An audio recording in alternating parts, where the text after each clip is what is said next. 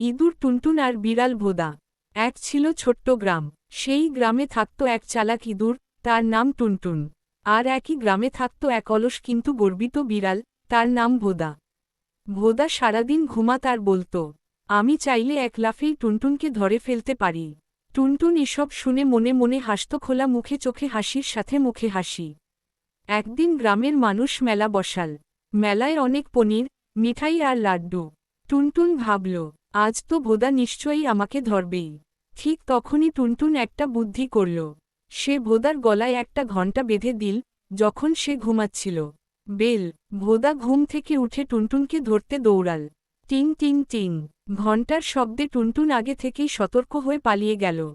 সব ইঁদুর একসাথে বলল, টুনটুন বাঁচাও। টুনটুন বুদ্ধিমান। ভোদা লজ্জা পেয়ে বলল, শুধু শক্তি থাকলেই হয় না, বুদ্ধিও দরকার। পার্টি পপার শিক্ষা।